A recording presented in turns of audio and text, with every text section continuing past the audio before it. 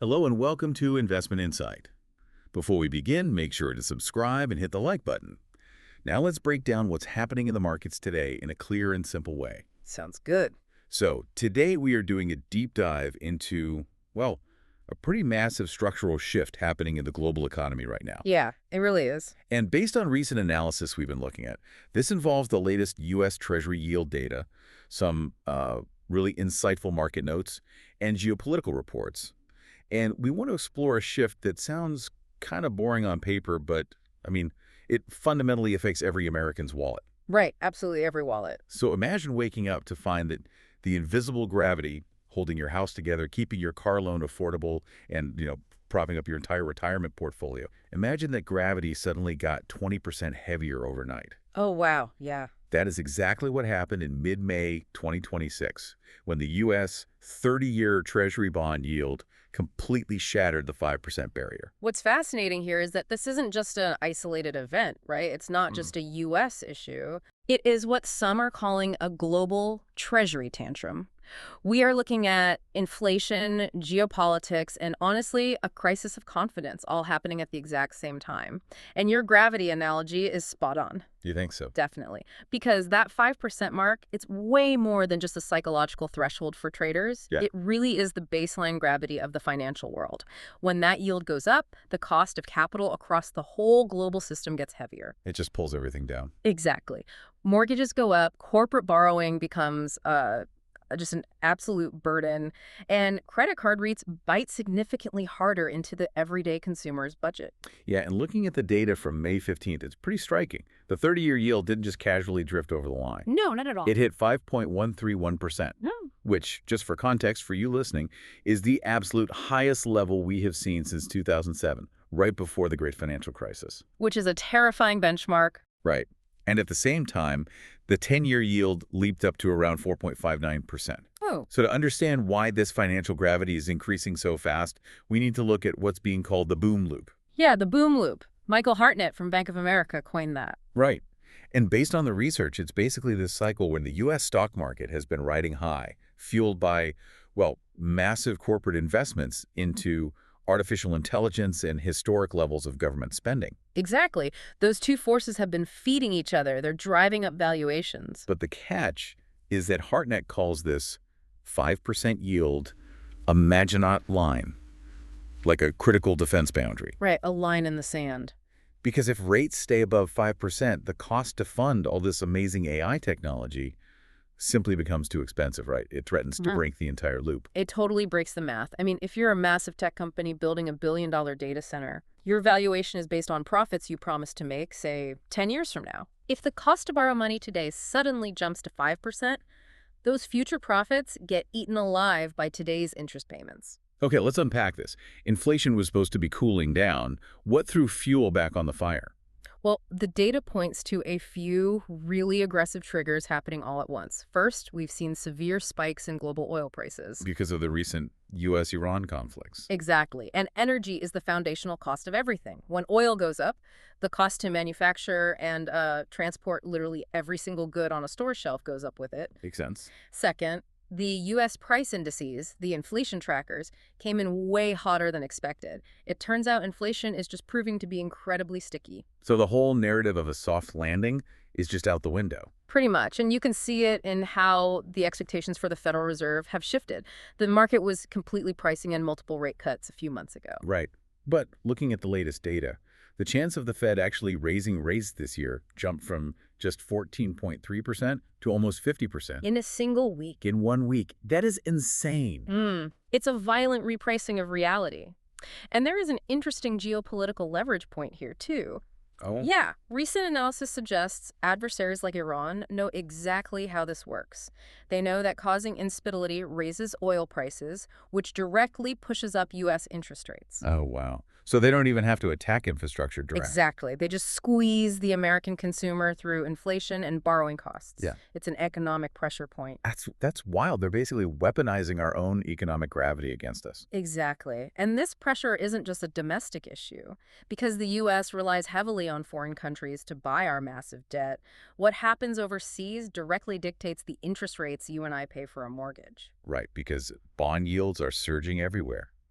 The data shows Japan's 10-year yield recently hit 2.72%, which is the highest since 1997. And the UK's hit levels not seen since 2008. So to really help you understand why Japan's interest rates matter to, say, an American trying to buy a house in Ohio, let's use an everyday analogy. Okay, let's hear it.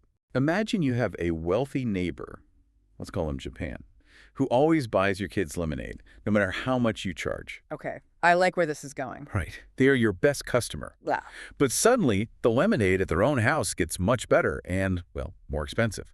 They don't need to walk over and buy your kids lemonade anymore. They're getting a good return at home. Exactly. So to get them back, you have to offer a way better deal, meaning the U.S. has to offer higher interest rates to convince Japan to keep buying our debt. If we connect this to the bigger picture, that perfectly illustrates a concept known as the term premium. The term premium. Break that down for us. So for a decade, central banks basically bought everything. They kept interest rates artificially pinned to the floor. Investors felt totally safe. Because inflation was essentially zero. Right. But now, with high inflation, massive government deficits, and places like Japan ending their zero interest rate policies, investors are waking up. They're demanding higher compensation, a higher term premium for taking on long-term risk. They're saying, if you want my money for 30 years, pay me more. Exactly. Which brings this whole global domino effect right to the doorstep of the U.S. government. Yeah, the fiscal squeeze. And just to set the political context here, just strictly neutral reporting based on the current facts, Donald Trump is currently the president, and his Treasury Secretary, Scott Bessent, is highly focused on trying to lower that 10-year Treasury yield. Because they know a sustained 5% rate will just choke the economy. Right. But I have to push back a little here. A Treasury Secretary can't just wave a magic wand and command interest rates to go down, right?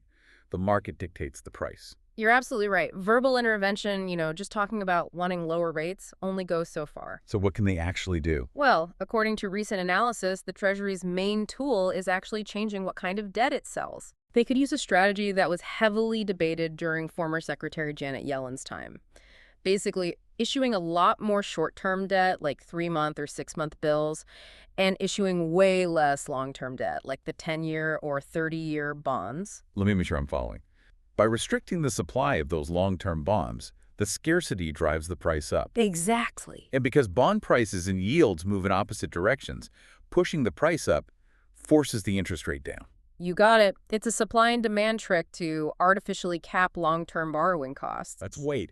If the government just relies on short-term debt to fund itself, isn't that incredibly dangerous? Very. It's like paying off your mortgage with a credit card that has a 3-month introductory rate. Sure, it's cheap today, but you constantly have to refinance it. And that creates a massive rollover risk. Rollover risk. Yeah. The government constantly has to refinance trillions of dollars at completely unpredictable future rates.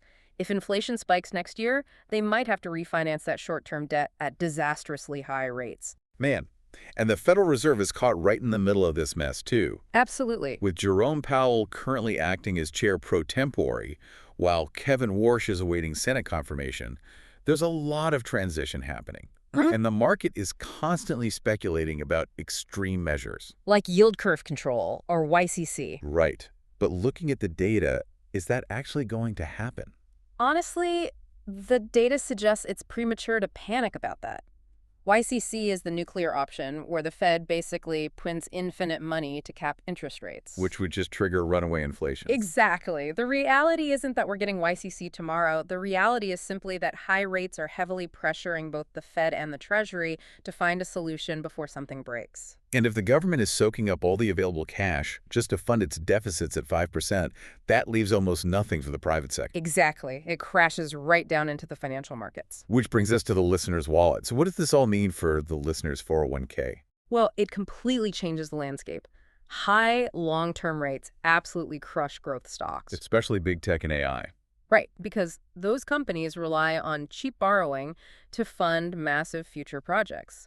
But value stocks, energy, and companies that have strong current cash flows, they're much more insulated. Because they're already making money today, so they don't need to borrow at 5%. Exactly. Cash flow today is king. And what about the U.S. dollar?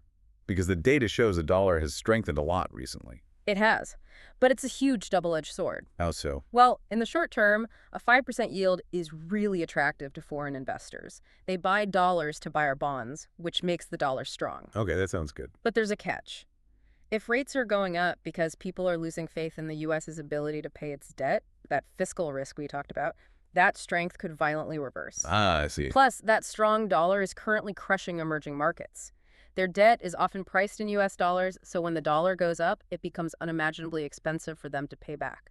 Okay, so knowing all this, knowing that everything from AI stocks to emerging markets is under intense pressure, how should an everyday American investor actually navigate this new 5% reality? You need a clear strategy. You can't just panic. Here's where it gets really interesting.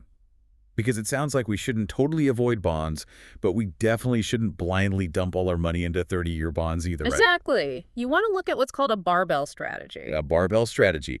Break that down for us by time horizon. Sure. Let's start with the short-term side of the barbell. We're talking cash and 1 to 3 month treasury bills. Okay. Right now, those are great for high yield and safety. You're getting around 5% with zero risk of the price crashing. But the real benefit is that if rates suddenly drop or the market corrects, your cash frees up quickly to go buy assets at a discount. You're keeping your powder dry, but getting paid 5% to wait. Exactly. Yeah. Then you have the midterm at the 5 to 10 year range. The middle of the barbell. Right. This is largely considered the sweet spot based on current analysis. It offers good returns without the extreme, crazy volatility of a 30-year bond. And what about that long-term side? The 30-year bond. Treat it with extreme caution. Really? Even at 5%? Yes. Because it's a great hedge if the economy completely crashes, sure. But if inflation just stays stuck at, say, 3 or 4%, the actual value of a 30-year bond will drop significantly. Because nobody wants your old 5% bond if inflation forces new bonds up to 6%. You've got it. But there is a specialized play here, TPS. Treasury Inflation Protected Securities. Ah, TPS. Yeah. If you believe inflation, especially from oil and geopolitics, is the main culprit going forward, TPS are the smartest play. Their value actually adjusts upward with consumer prices. Wow, so it's a literal shield against inflation. Exactly. Okay, so that's the bond side. What about the stock strategy in this barbell? Shift away from companies promising profits in the distant future. Move toward companies with absolute pricing power, meaning they can raise prices without losing customers. Right. Look for companies with low debt, so they aren't destroyed by refinancing, and solid dividends paying out right now. Makes total sense. Cute. So to kind of synthesize everything we've talked about today, Right. the 5% yield isn't just a passing headline on the news. Not at all. It's a fundamental resetting of how much money costs in America.